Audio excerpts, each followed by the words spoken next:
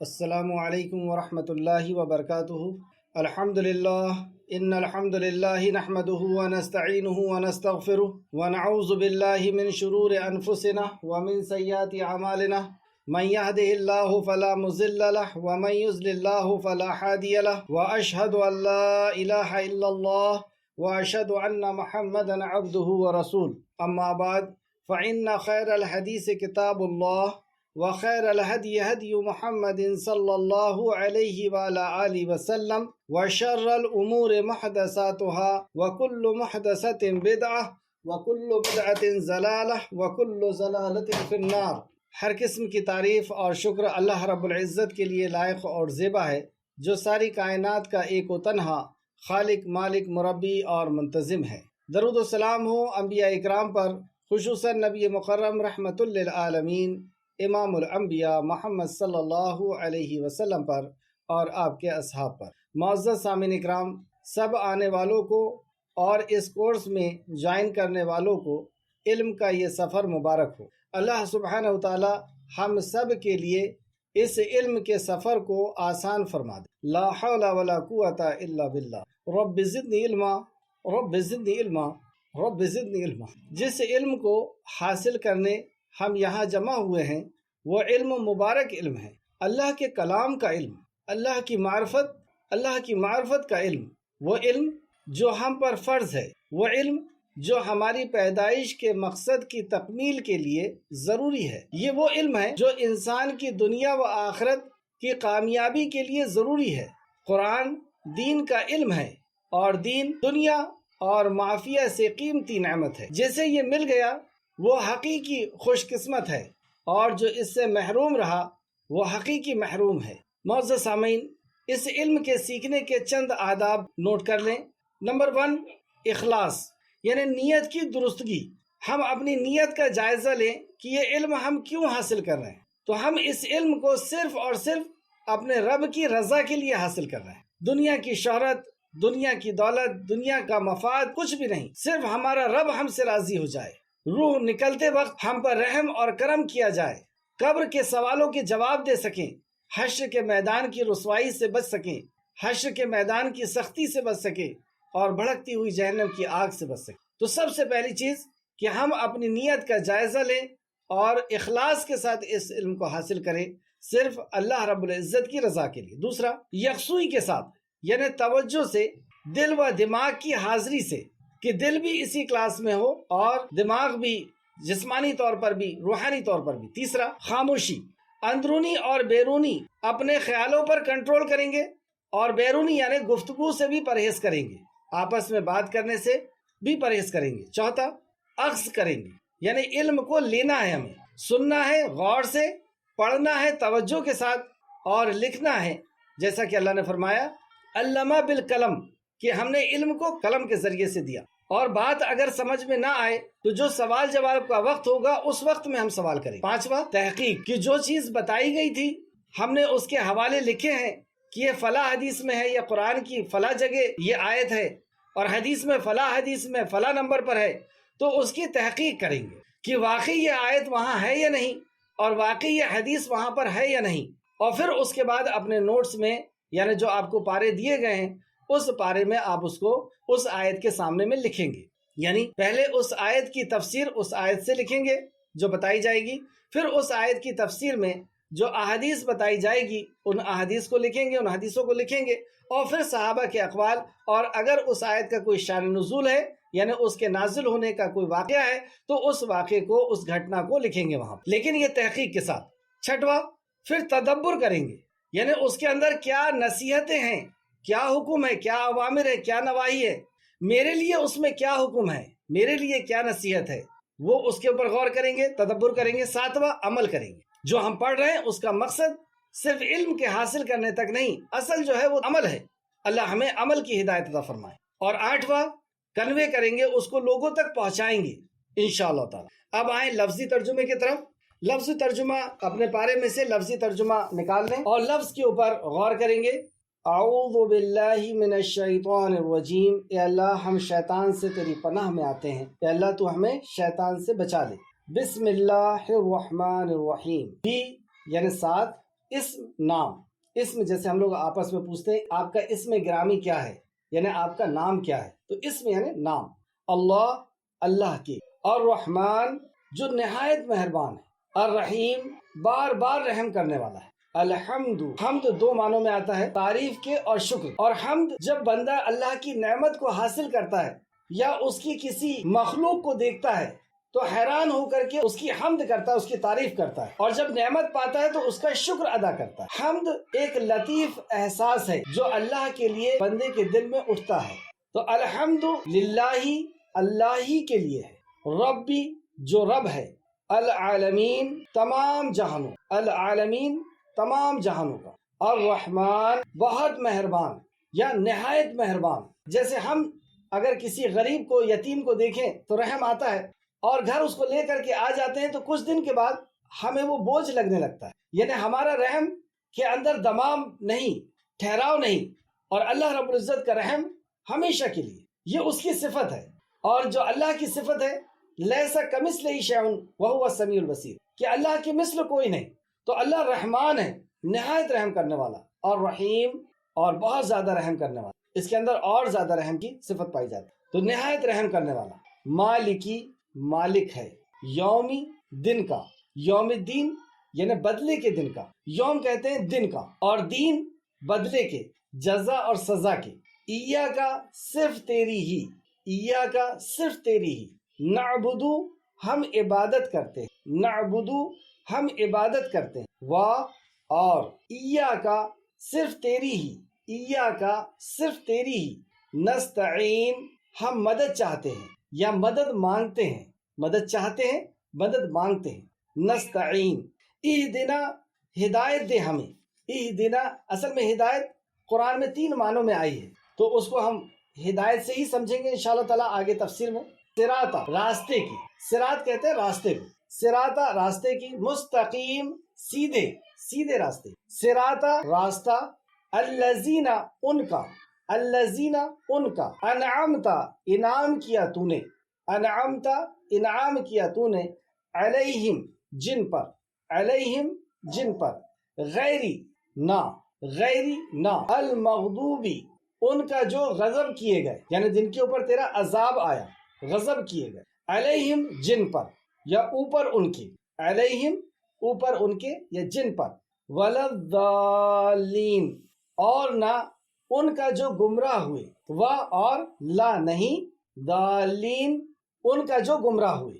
اب اس کا ما محاورہ ترجمہ یعنی سینٹنس کے اعتبار سے اس کو کس طرح پڑھا جائے گا. تو آپ کے پاس جو بھی قرآن ہے اس سے آپ سینٹنس کو اس کے نیچے والی لائن میں لکھیں گے. جیسے عربی میں لکھا ہوا ہے، اس کے نیچے اردو میں لکھا ہوا ہے، تو اردو لکھنے کی وہاں پہ پریکٹس کریں تاکہ آپ اردو بھی سیکھ لیں. اور اگر نہیں لکھ سکتے ہیں تو ہندی میں لکھ لیں، انگلش میں لکھ لیں، رومن میں لکھ لیں، جس بھی لینگویج میں آپ کو لکھنا ہے. لکھنے سے کیا فائدہ ہوگا کہ آپ الحمد پڑھیں گے اور اس کے نیچے لکھیں گے سب تعریف، تو انشاءاللہ تعالیٰ اتنے میں ہی یہ لفظ یاد ہو جائے. اور بار بار لفظ آتے ہیں، وہی لفظ بار بار آتے ہیں. جب بار بار وہی لفظ آئیں گے تو انشاءاللہ تعالیٰ وہ ویسے ہی ذہن نشین ہو جائیں گے، یعنی آپ کے ذہن کے اندر آ جائیں گے. اور ویسے بھی اللہ رب العزت نے قرآن کے تعلق سے فرمایا کہ ہم نے قرآن کو آسان کر دیا، تو واقعی آسان ہے. اسی طرح اگر جتنا آپ نے ابھی سنا ہے اسی کو غور سے سنیں گے اور لکھیں گے تو میں یوں سمجھتا ہوں انشاءاللہ تعالیٰ 5 پارے ہوئے تک آپ قرآن کو عربی میں سمجھنے کی کافی صلاحیت آ جائے گی، کافی. تو اس کے نیچے آپ اپنی لینگویج میں لکھ لیں، ہندی میں لکھ لیں یا جس میں بھی لکھیں، اور اس کے نیچے پورا سینٹنس لکھیں گے اس قرآن سے جو آپ کے پاس ہے. اور اس میں پارے میں شروع میں لکھ دیں کہ آپ ترجمہ کس کا لکھ رہے ہیں، کیونکہ ہم ترجمہ نہیں سیکھ رہے ہیں، لفظی ترجمہ سیکھ رہے ہیں.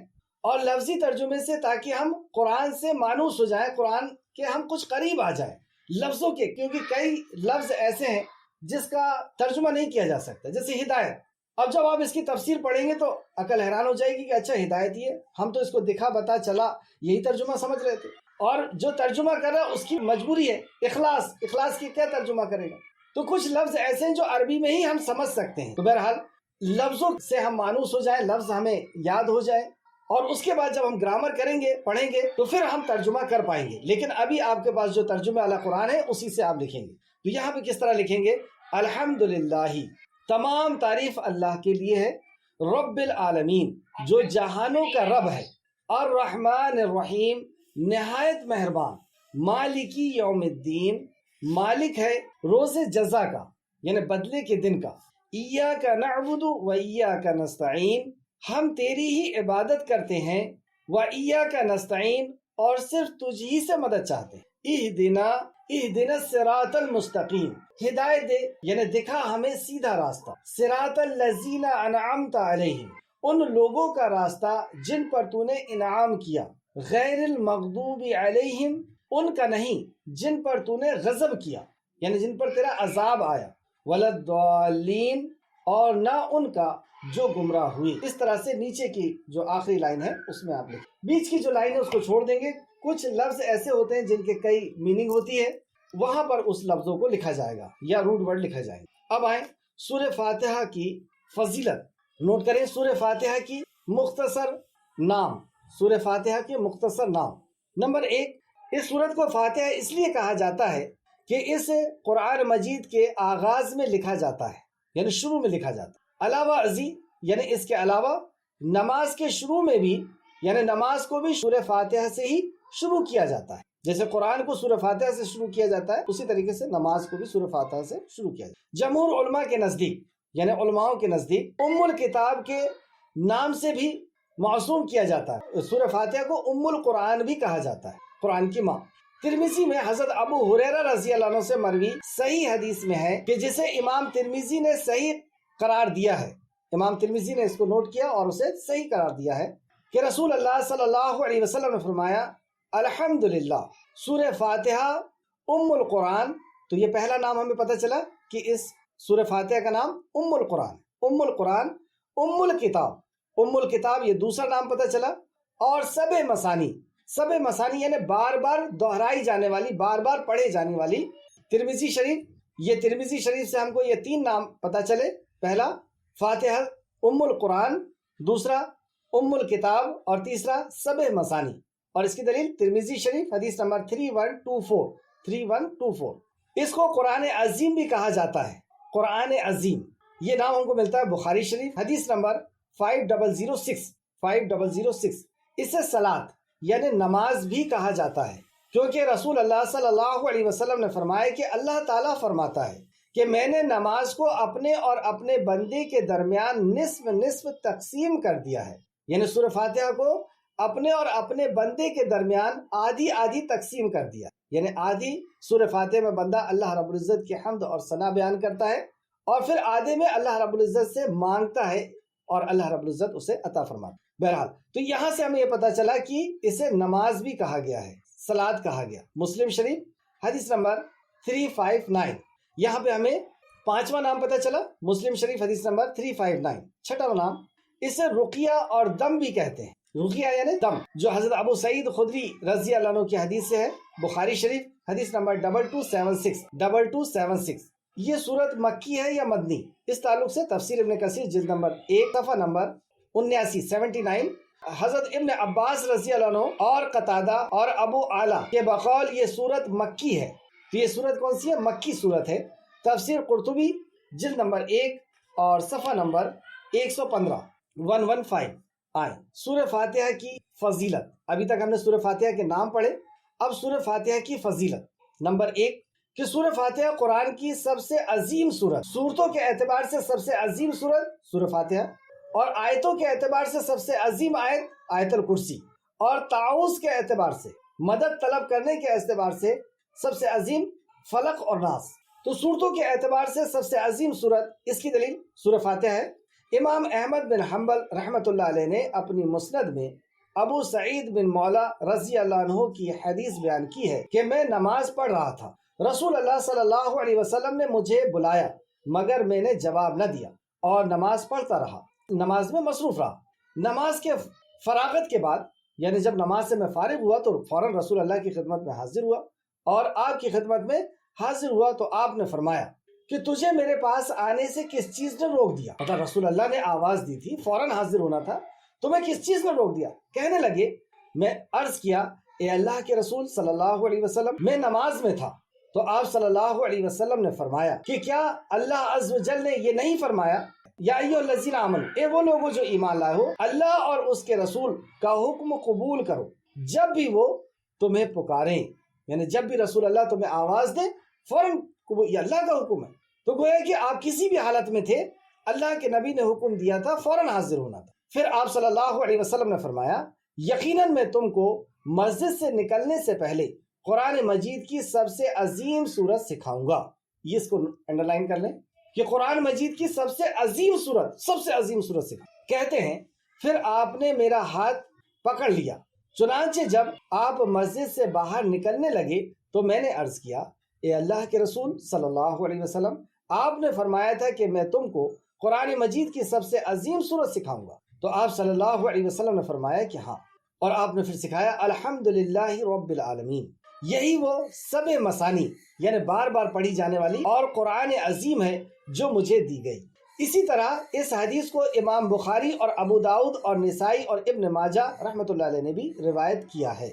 مسند احمد جلد نمبر 1 صفحہ نمبر 211 211، بخاری شریف حدیث نمبر 4474 ابو داؤد حدیث نمبر 1458۔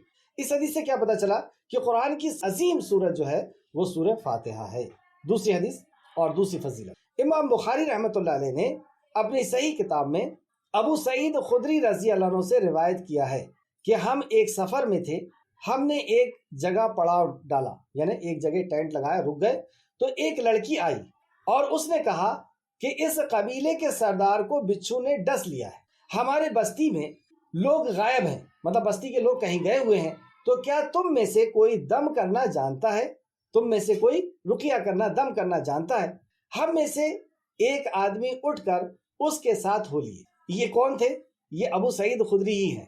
تو ایک آدمی ہم میں سے ان کے پیچھے اٹھ کر کے ہو لیے، مطلب اس لڑکی کے ساتھ اس سردار کو دم کرنے چلے گئے۔ اس کے بارے میں ہمیں گمان نہیں تھا کہ وہ دم جانتے ہیں، مطلب جو گئے ہیں ان کے بارے میں ہم نہیں جانتے تھے کہ یہ دم کرنا جانتے ہیں، مگر اس نے دم کیا اور وہ سردار صحت یاب ہو گیا، مطلب وہ سردار ٹھیک ہو گیا، اور اس نے حکم دیا کہ ہمیں 30 بکریاں دے دی جائیں، اور اس نے ہمیں دودھ بھی پلایا۔ جب وہ واپس آئے، ابو سعید خدری جب وہ بکریوں کو لے کر کے اور دودھ پی کر کے واپس آئے، جب وہ واپس آئے تو ہم نے پوچھا کیا تم دم کرنا جانتے ہو؟ اس نے کہا نہیں، میں نے تو صرف الکتاب یعنی سورہ فاتحہ پڑھ کر دم کر دیا۔ اب جب صحابہ کو یہ پتہ چلا کہ اچھا ٹھیک ہے، انہوں نے سورہ فاتحہ پڑھ کر کے دم کیا اور دم کرنے کے بعد وہ ٹھیک بھی ہو گیا، اور انہوں نے بکری بھی وہاں سے لے کے آئی اور دودھ بھی پیا، تو فوراً کیا کہتے ہیں، ہم نے کہا کہ اب کوئی بات نہ کرے حتیٰ کہ ہم رسول اللہ صلی اللہ علیہ وسلم کی خدمت میں حاضر ہو جائیں یا اس کے بارے میں پوچھ لیں۔ اتنا احتیاط کرتے تھے صحابہ۔ کوئی بھی نیا عمل جب وہ دیکھتے تو جب تک رسول اللہ صلی اللہ علیہ وسلم کی اجازت نہ مل جاتی، آپ کے حکم کی، آپ کے عمل کی، آپ کی سنت کی مہر نہ لگ جاتی، اس وقت تک اس عمل کو قبول نہ کرتے۔ آپسی ساتھی ہیں اور انہوں نے یہ عمل کیا لیکن روک دیا کہ اب کوئی بات نہیں کرے گا، اور یہ بکریوں کو لے کر کے واپس چلے، اور پھر نبی کریم صلی اللہ علیہ وسلم سے پوچھیں گے کہ یہ مسئلہ کیسا ہے، کیا اس سے رقیہ کیا جا سکتا ہے، کیا یہ بکریاں لی جا سکتی ہیں؟ پس جب ہم مدینہ واپس آئے اور اس واقعے کا ذکر ہم نے رسول اللہ صلی اللہ علیہ وسلم سے کیا تو آپ نے فرمایا کیا اسے معلوم تھا کہ یہ رقیہ ہے؟ اب رسول اللہ کی مہر لگ گئی آپ کے حکم کی کہ کیا اسے معلوم تھا کہ یہ رقیہ ہے، مطلب رسول اللہ نے بتا دیا کہ ہاں یہ رقیہ ہے۔ بہرحال تم نے درست کیا، اس کا مطلب یہ ہو ان بکریوں کو تقسیم کر لو اور مجھے بھی حصہ دو۔ تو اس سے یہ پتہ چلا، اور اسی سے یہ مسئلہ نکلتا ہے کہ ہم علم کا بھی پیسے لے سکتے ہیں، علم سکھانے کے جو مدارس کے اندر جو فیس وغیرہ لی جاتی ہے اسی بنیاد پہ۔ اور اس سے جو فضیلت ہم نے یہاں پہ لی وہ اس وجہ سے کہ سورہ فاتحہ رقیہ بھی ہے، دم بھی ہے، کہ کوئی مضر جانور زہریلی چیز اگر کاٹ لے تو اس پہ یہ دم کیا جائے گا اور اللہ شفا عطا فرماتا ہے، یعنی اسے درست کرتا ہے۔ بخاری شریف حدیث نمبر 5007۔ تیسری فضیلت، صحیح مسلم اور سنن نسائی میں ابن عباس رضی اللہ عنہ سے روایت ہے کہ ایک مرتبہ رسول اللہ صلی اللہ علیہ وسلم کے پاس جبرائیل علیہ السلام بھی موجود تھے کہ آپ نے اوپر کی طرف سے ایک آواز سنی، یعنی رسول اللہ صلی اللہ علیہ وسلم اور جبرائیل علیہ السلام دونوں بیٹھے ہوئے ہیں اور اوپر سے آواز آئی، آسمان کی طرف سے آواز آئی۔ جبرائیل علیہ السلام نے اپنی نظر آسمان کی طرف اٹھائی اور کہا کہ آسمان کا ایک دروازہ کھولا گیا جو آج تک کبھی نہیں کھولا گیا۔ سبحان اللہ۔ تو جبرائیل علیہ السلام کی بصیرت، آپ کے دیکھنے کی جو طاقت تھی وہ کتنی تھی کہ یہاں سے آسمان اور آسمان کا دروازہ دیکھ۔ تو اللہ رب العزت اپنی ہر مخلوق کو الگ الگ صفات سے نوازتا ہے۔ جیسے مچھلی پانی کے اندر رہ سکتی ہے، ہم نہیں رہ سکتے۔ جنات جو ہے وہ آسمان کی اونچائیوں تک جاتے ہیں، ایک جگہ سے دوسری جگہ فوراً جا سکتے ہیں۔ تو جبرائیل علیہ السلام نے آسمان کی طرف دیکھا اور کہا کہ آج آسمان کا وہ دروازہ کھولا گیا جو آج سے پہلے نہیں کھولا گیا۔ مطلب بہت اہم کوئی خبر لے کر کے آنے والے ہیں، لیکن حدیث کے الفاظ صرف یہ ہیں کہ آج سے پہلے وہ دروازہ کبھی نہیں کھولا گیا۔ اس دروازے سے ایک فرشتے نکل کر نبی کریم صلی اللہ علیہ وسلم کی خدمت میں حاضر ہوئے، اور اس نے کہا کہ آپ کو بشارت ہو، یعنی آپ کو خوشخبری ہو، آپ کو بشارت ہو، آپ کو خبر ہو کہ آپ کو دو ایسے نور دیے گئے ہیں جو آپ سے پہلے کسی نبی کو نہیں دیے۔ نور یعنی علم، روشنی۔ تو ایسے نور دیے گئے جو آپ سے پہلے کسی نبی کو نہیں دیے گئے، یعنی تورات، زبور اور انجیل میں نہیں آئے۔ ان میں سے ایک فاتحۃ الکتاب ہے، یعنی سورہ فاتحہ ہے، اور دوسری سورہ بقرہ کی آخری 2 آیتیں۔ یہ یہاں پر انہوں نے خبر دینے کے لیے آئے تھے، یہ وحی لے کے نہیں آئے کہ سورہ فاتحہ کی وحی آئی ہے، اور وحی تو جبرائیل علیہ السلام ہی لے کے آتے ہیں۔ انہوں نے یہ خبر لے کر کے آئے تھے، یہ بشارت لے کر کے آئے تھے، خوشخبری لے کر۔ ان میں سے آپ جب بھی کوئی حرف پڑھیں گے، یہ بات بہت غور کریں، ان میں سے آپ جب بھی کوئی حرف پڑھیں گے تو اس کے مطابق آپ کو عطا کیا جائے گا۔ سبحان اللہ۔ مطلب جو آپ حرف پڑھیں گے وہ آپ کو عطا کیا جائے گا۔ تو ہمیں چاہیے کہ ہم سمجھ کر کے پڑھیں کہ ہم اپنے رب سے کیا کلام کر رہے ہیں، اس سے کیا مانگ رہے ہیں، اور اللہ رب العزت سے یقین کی بنیاد پر ہم پڑھیں کہ ہم اپنے رب سے مانگ رہے ہیں، اور رب کے پاس کسی چیز کی کوئی کمی نہیں۔ ساری مخلوق ایک میدان میں جمع ہو جائے، سارے انس اور جن، اور پہلے اور آخر، جب سے دنیا کائنات بنی ہے، جب سے جنات اور انسان سب جمع ہو جائیں اور اپنی مرضی کے مطابق اللہ رب العزت سے مانگے اور اللہ عطا کر دے سب کی مرضی کے مطابق، تو اللہ رب العزت کے خزانے میں کچھ بھی کمی ہونے والی، اتنی بھی کمی نہیں کہ سمندر میں اگر انگلی ڈال کر کے نکالے تو سمندر کا پانی اتنا کم ہوتا ہے جتنا ہماری انگلی میں لگ گیا، لیکن اللہ کے خزانے میں اتنا بھی کمی نہیں ہوتی۔ وہ مانگنے والے سے خوش ہوتا ہے، نہ مانگنے والے سے ناراض ہوتا ہے، اور مانگنے کو بھی اس نے عبادت کہا۔ تو جو آپ مانگیں گے تو وہ عطا کیا جائے گا۔ تو ہم یقین کی بنیاد پہ، یقین کے ساتھ اللہ سے کہ ہم اپنے رب سے مانگ رہے ہیں، اور وہ سن رہا ہے، اور وہ جان رہا ہے ہماری ضرورت کو، اور وہ دیکھ رہا ہے ہمیں، اور ان الفاظ کے ساتھ ہم جو مانگیں گے اللہ رب العزت اسے قبول فرمائے گا۔ یہ الفاظ نسائی کی روایت کے ہیں، اور مسلم کی روایت بھی اسی جیسی ہے۔ نسائی حدیث نمبر 913 اور مسلم شریف حدیث نمبر 806۔ چوتھا، سورہ فاتحہ اور نماز۔ صحیح مسلم میں حضرت ابو ہریرہ رضی اللہ عنہ سے روایت ہے کہ نبی کریم صلی اللہ علیہ وسلم نے فرمایا، سورہ فاتحہ نہ پڑھی تو وہ نماز ناقص ہے۔ جیسے سورہ فاتحہ نہ پڑھی تو وہ نماز ناقص ہے، ناقص ہے، ناقص ہے، 3 بار فرمایا۔ مسلم شریف حدیث نمبر 395۔ پانچواں، اور اس حدیث پہ بہت غور کریں گے انشاءاللہ، رسول اللہ صلی اللہ علیہ وسلم نے فرمایا کہ اللہ تعالیٰ فرماتا ہے کہ میں نے نماز کو اپنے اور اپنے بندے کے درمیان 2 حصوں میں تقسیم کر لیا، میرے بندے کے لیے وہ کچھ ہے جس کا وہ سوال کرے۔ تو بات کہاں سے شروع ہوئی تھی کہ نماز کو آدھی آدھی تقسیم کیا۔ اب نماز کیا ہے، یعنی سورہ فاتحہ ہی کا ہی نام نماز ہے۔ اس حدیث سے ہمیں پتہ چلا، رسول اللہ نے فرمایا، بندہ جب کہتا ہے الحمدللہ رب العالمین، تمام قسم کی تعریف اور شکر اللہ کے لیے جو رب ہے عالمین، تمام جہانوں کا، تو اللہ تعالیٰ فرماتا ہے کہ یہ میرے بندے نے میری تعریف کی۔ اب آپ غور کریں کہ جب ہم نماز پڑھ رہے ہیں، ہاتھ باندھ کر اپنے خالق کے سامنے کھڑے ہیں، اور ہم جب یہ کہتے ہیں کہ اے اللہ، ہر قسم کی تعریف اور شکر تیرے لیے ہے، اور کیوں ہے؟ کیونکہ تو رب ہے، خالق، مالک اور مدبر ہے، عالمین، تمام جہانوں کا، ایک جہان نہیں، تمام جہانوں کا تو رب ہے۔ اس کی جب تفسیر ہم پڑھیں گے تو اس کو اور اچھے سے سمجھیں گے۔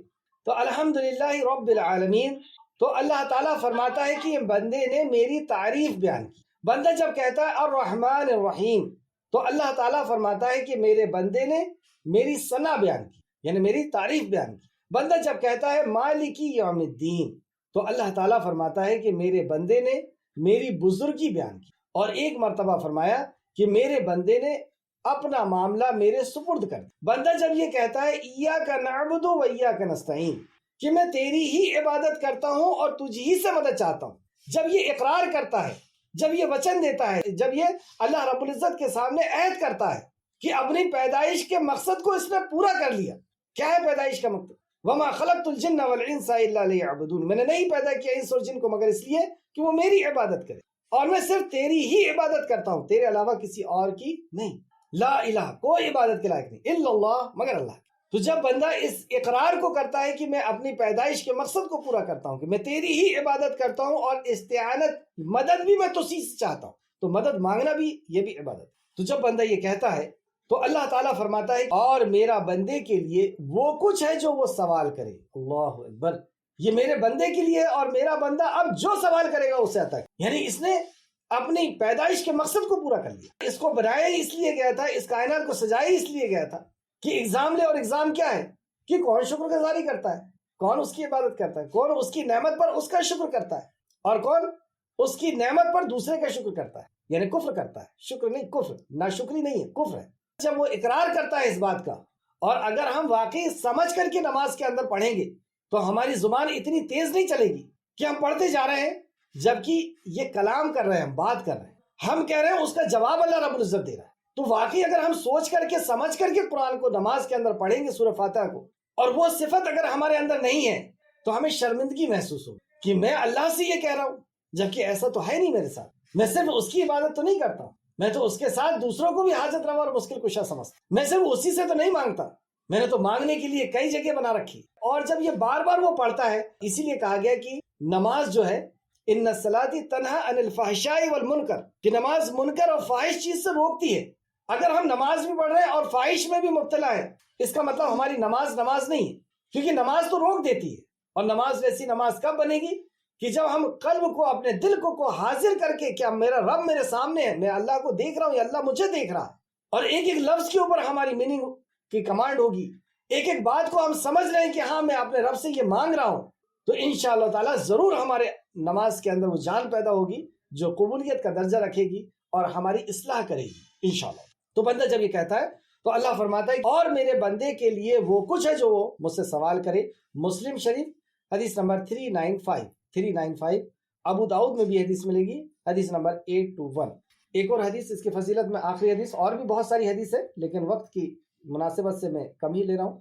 6واں، سیدنا ابو ہریرہ رضی اللہ عنہ بیان فرماتے ہیں کہ نبی کریم صلی اللہ علیہ وسلم نے ابی بن قعب سے فرمایا، اس ذات کی قسم، رسول اللہ کیا فرما رہے ہیں؟ اس ذات کی قسم جس کے ہاتھ میں میری جان ہے، اللہ نے اس سورت کے جیسی سورت نہ تورات میں، نہ انجیل میں، نہ زبور میں نازل فرمائی، اور وہ سب مسائل. ترمذی شریف حدیث نمبر 2875 اور مسند احمد جلد نمبر 2 صفحہ نمبر 412 اور 413، حدیث نمبر 9364. اس حدیث سے کیا پتہ چلا کہ یہ ایسی عظیم صورت ہے کہ نہ یہ تورات میں، نہ زبور میں، نہ انجیل میں. ایک اور روایت ملتی ہے کہ اللہ رب العزت نے سارے صحیفوں کو 3 صحیفوں میں سمو دیا، اور وہ کیا ہے؟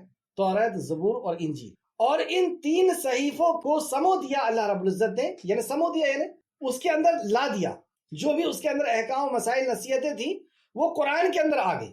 یہ 3 مطلب جو آسمانی صحیفے آئے وہ 3 کتابوں میں آ گئے، اور 3 کتابوں میں جو تھا وہ قرآن میں آ گیا، اور جو قرآن میں ہے وہ سورہ فاتحہ میں سمو دیا. اللہ، تو گویا کہ سورہ فاتحہ، پورا قرآن سورہ فاتحہ کی تفسیر ہے، ایکسپلینیشن ہے. کوئی بھی آیت کو قرآن کی آپ ان 7 آیتوں پہ پیش کریں گے تو وہ کسی نہ کسی آیت کی تفسیر سمجھ میں آئے گی. تو ایسی جامع سورت سورہ فاتحہ، اس کی ہم ایک ایک آیت کو انشاءاللہ تعالیٰ سمجھیں گے کہ اس میں اللہ رب العزت نے کیا احکام و مسائل ہمارے لیے نازل فرمائے ہیں، کیا حکم ہے ہمارے لیے کیا ایم دیا گیا ہے، مشن کیا دیا گیا ہے ہمارے لیے سب سے قیمتی چیز کیا ہے جو ہمیں مانگنا چاہیے، ہمیں کس چیز سے بچنا چاہیے، کون سی چیز عذاب کی مستحق ہو جاتی ہے، کب ہم عذاب کے مستحق ہو جائیں گے، اور کب ہم ظالم گمراہ لوگوں میں سے ہو جائیں گے. ہمیں اللہ رب العزت کی معرفت کیسے ہونا چاہیے، اس کے ربوبیت کی، اس کے اسماء الحسنہ کی دوسری آیت میں، اور تیسرا عبادت کی کہ ہماری پیدائش کے مقصد کو ہم کس طرح پورا کر سکیں. اور بھی جب اس حدیث کے آگے جائیں گے تو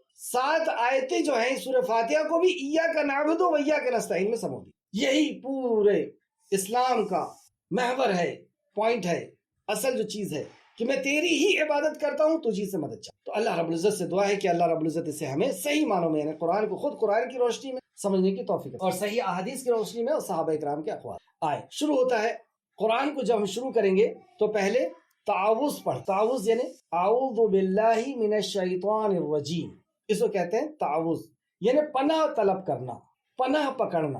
سمجھ سکتے ہیں ہم کہ کوئی مصیبت ہے، کوئی پریشانی ہے تو ہم پناہ طلب کر رہے ہیں، کس کی طلب کریں گے؟ صرف اللہ کی، کیونکہ یہ عبادت ہے پناہ طلب۔ جیسے کہ سورہ جن میں جناتوں نے یہ کہا تھا کہ انسان ہم سے پناہ پکڑنے لگے تھے تو ہمارے پارے اور چڑھ گئے، جبکہ پناہ صرف اللہ سے طلب کی جائے گی۔ تو تعوذ اور اسی طریقے سے استعاذہ کا بھی میننگ یہی ہوتی ہے، پناہ طلب کرنا، اور یہ عبادت ہے جو صرف اللہ رب العزت کے لیے ہی جائز ہے۔ تعوذ 4 چیزوں پر مکمل ہوتا ہے، تعوذ کے لیے 4 چیزوں کا ہونا ضروری ہے، یعنی پناہ اللہ رب العزت طلب کی جائے گی تو 4 چیزیں اس میں ہونی چاہیے۔ نمبر 1، پناہ طلب کرنے والا، مطلب جو پناہ طلب کر رہا ہے، مانگ رہا ہے وہ ہو۔ دوسرا، وہ کلمات جو پناہ پر مشتمل ہوں، وہ کلمات یعنی وہ لفظ جو پناہ پر مشتمل ہو۔ تیسرا، پناہ دینے والا، مطلب کس سے مانگا جا رہا ہے۔ اور چوتھا، کس چیز سے پناہ طلب کی جا رہی، کس چیز سے پناہ طلب کی جا رہی۔ تو یہاں پہ شیطان سے پناہ طلب کی جا رہی ہے۔ پناہ کون طلب کر رہا ہے؟ ہم طلب کر رہے ہیں۔ پناہ کس سے طلب کر رہے ہیں؟ اللہ رب العزت سے طلب کر رہے ہیں۔ شیطان سے بچنے کے لیے اللہ سے پناہ طلب کر، اور الفاظ کیا ہیں جو اللہ رب العزت نے سکھایا۔ سورہ نحل آیت نمبر 98، اللہ رب العزت نے فرمایا، پھر جب آپ قرآن پڑھنے لگیں تو شیطان مردود سے اللہ کی پناہ لیا۔ یہ امر کے صیغے کے ساتھ ہے، یعنی آرڈر ہے، آرڈر حکم ہے اللہ کہ جب بھی آپ قرآن میں سے کچھ پڑھیں تو اللہ کی پناہ میں آئیں، اللہ سے پناہ لیں۔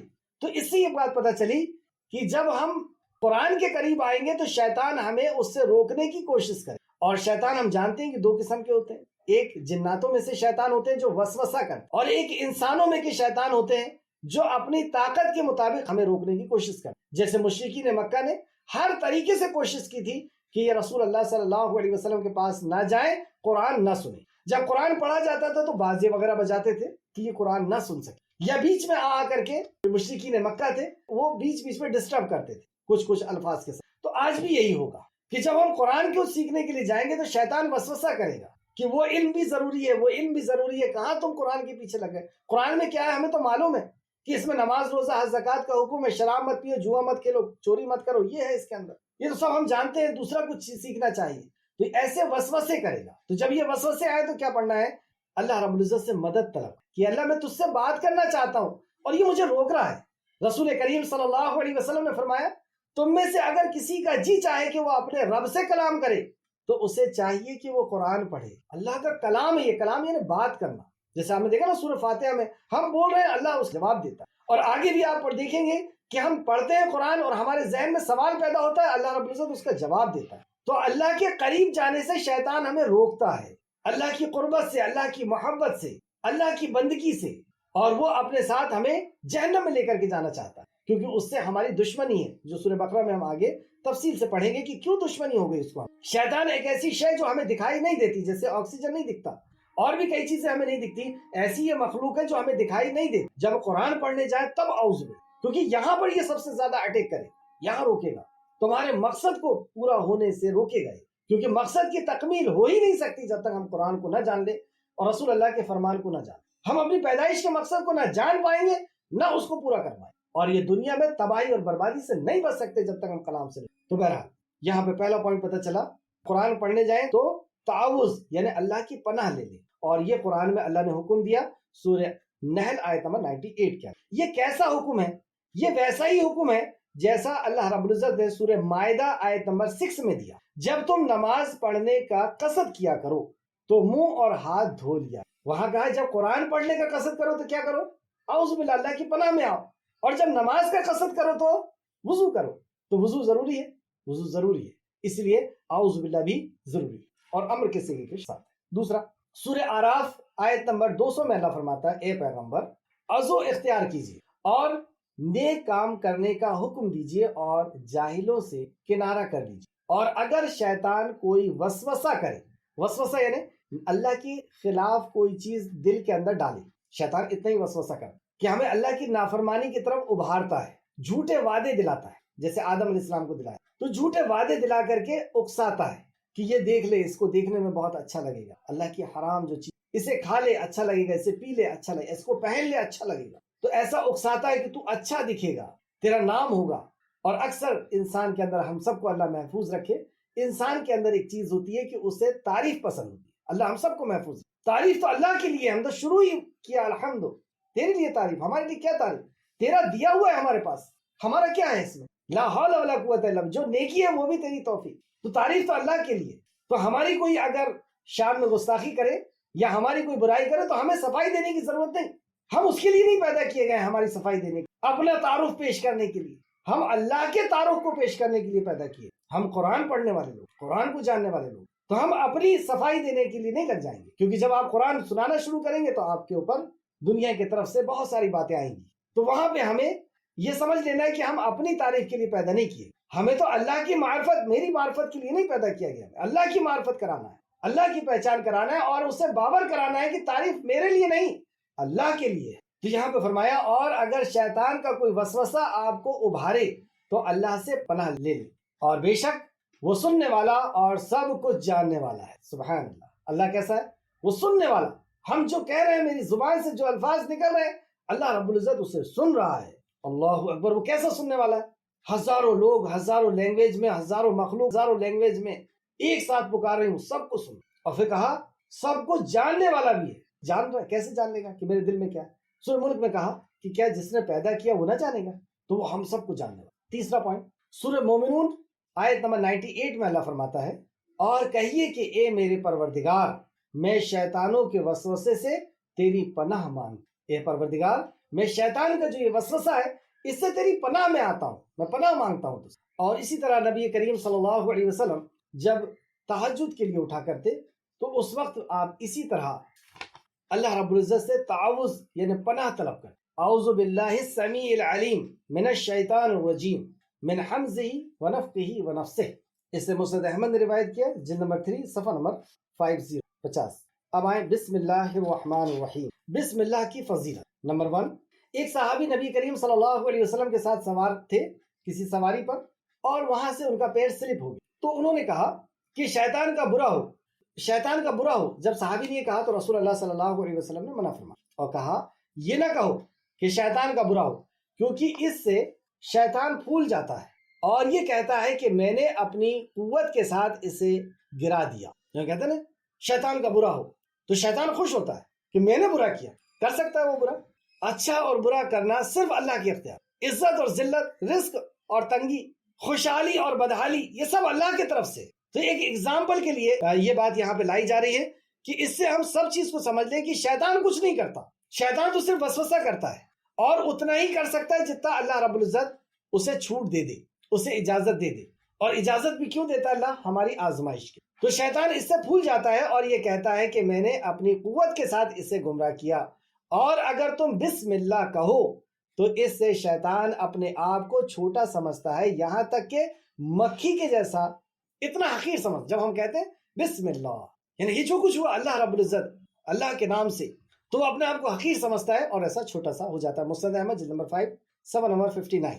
ہر کلام کے شروع میں بسم اللہ پڑھنا مستحب ہے، جیسے جب خطبہ خطیب دیتے ہیں، نماز بھی جب شروع کرتے ہیں، اور بھی جو دوسرے کام ہیں، جیسے ہم دیکھتے ہیں ابو داؤد نے ایک حدیث لے کر کے آئے کہ جو شخص وضو کرتے ہوئے اللہ کا نام نہ لے تو اس کا وضو نہیں۔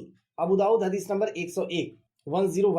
رسول اللہ صلی اللہ علیہ وسلم کے ساتھ ایک چھوٹے بچے تھے، ان کو آپ نصیحت کر کہ اے لڑکے، بسم اللہ کہہ اور اپنے دائیں ہاتھ سے کھاؤ اور اپنے سامنے سے کھاؤ۔ بسم اللہ کہو، اپنے داہنے ہاتھ سے کھاؤ، رائٹ ہینڈ سے، اور اپنے سامنے سے کھاؤ۔ یہ حدیث مسند احمد میں بھی ہے، ابن ماجہ 399 اور بخاری 5376۔ ابن ماجہ 399، بخاری 5376۔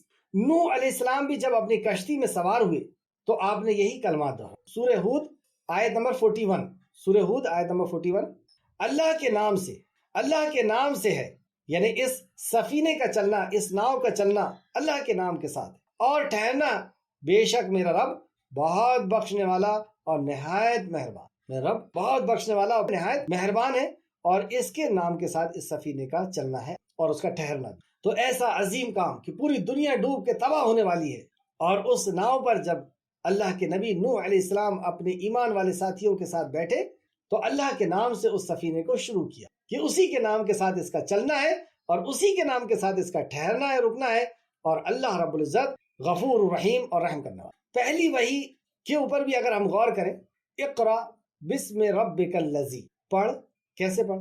بسم، اللہ کے ساتھ، اللہ کے نام کے ساتھ، تو کیا پڑھ؟ قرآن پڑھ، ظاہر سی بات۔ تو سورہ علق آیت نمبر 1 میں بھی ہم کو پتا چلا کہ اپنے رب کے نام کے ساتھ پڑھ جس نے پیدا کی، یعنی اللہ کے نام کے ساتھ، بسم اللہ۔ بسم اللہ میں لفظ اللہ یعنی لفظ جلالہ ہے، انشاءاللہ تعالی لفظ جلالہ کے تعلق سے کہ اللہ کا جو اسم اعظم ہے اس کے تعلق سے کل پڑھیں گے۔ اللہ رب العزت سے دعا ہے کہ جو کچھ بھی خالق مالک ہم نے پڑھا اس پہ ہمیں مزید غور و فکر کرنے کی تو توفیق عطا فرما، اور ہمیں صحیح معنوں میں اخلاص کے ساتھ اس کی نصیحتوں کو سیکھنے، سمجھنے اور اس پہ غور و فکر کرنے، ایمان لانے اور عمل کرنے کی توفیق عطا فرما، آمین یا رب العالمین۔ السلام علیکم ورحمۃ اللہ وبرکاتہ۔